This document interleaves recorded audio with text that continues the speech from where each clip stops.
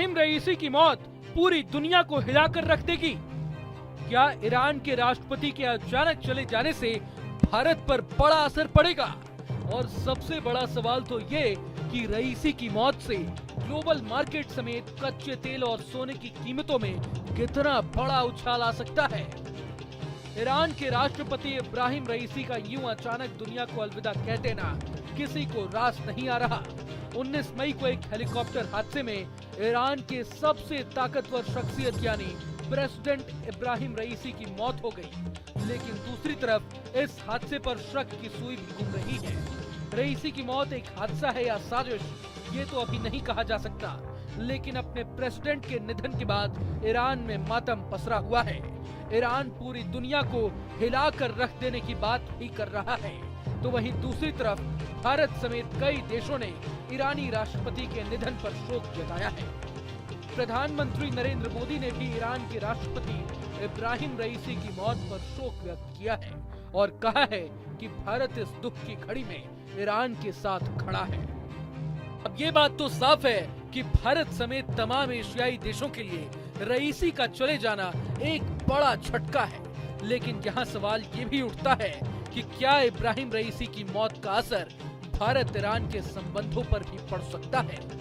हालांकि इब्राहिम रईसी को एक कट्टरपंथी नेता के रूप में जाना जाता है, लेकिन 2021 में ईरान के राष्ट्रपति बनने के बाद भारत के साथ उनका संबंध काफी अच्छा रहा है। हाल ही में ईरान ने भारत के साथ चाबहार पोर्ट के लिए 10 साल की डील भी की है। इस डील के लिए भारत साल 2023 से ही प्रयास में जुटा हुआ था, लेकिन रईसी के राष्ट्रपति बनने के बाद भारत अपनी कोशिशों में कामयाब हो पाया और इंडिया को चाबहार के संचालन का अधिकार अगले 10 सालों के लिए मिल गया। चाबहार के लिए हुए इस समझौते को भारत का चीन के बेल्ट एंड रोड इनिशिएटिव यानी BRI का जवाब भी माना जा रहा है। लेकिन असल में इस करार की अहमियत इसलिए बढ़ जाती है क्योंकि अमेरिका की नाराजगी के बावजूद भारत ने ईरान के साथ इस डील को जारी रखा है। अमेरिका और ईरान के बीच कैसे रिश्ते हैं ये तो किसी से छिपा नहीं है। यही वजह है कि अमेरिका इस डील को कभी नहीं होने देना चाहता था। इसे रोकने के लिए अमेरिका ने भारत पर कई तरह के प्रतिबंध लगाने तक की धमकी भी दी थी, लेकिन वो अपने प्रयास में नाकाम रहा। यहाँ गौर करने वाली बात यह है कि भारत ईरान संबंधों को और मजबूती देने के लिए रईसी अगले महीने भारत भी आने वाले थे, लेकिन भारत दौरे से पहले ही उनकी मौत हो गई। रईसी के बाद अब दोनों देशों के बीच संबंध किस दिशा में जाएंगे ये देखने वाली बात होगी। अभी तक तो हमने ईरान और भारत के संबंधों की बात की, लेकिन अब ये भी जान लेते हैं कि रईसी की मौत वैश्विक बाजार को कैसे हिलाकर रख देगी। दरअसल ईरानी राष्ट्रपति की मौत से तेल सप्लाई चेन पर असर पड़ने की आशंका जताई जा रही है।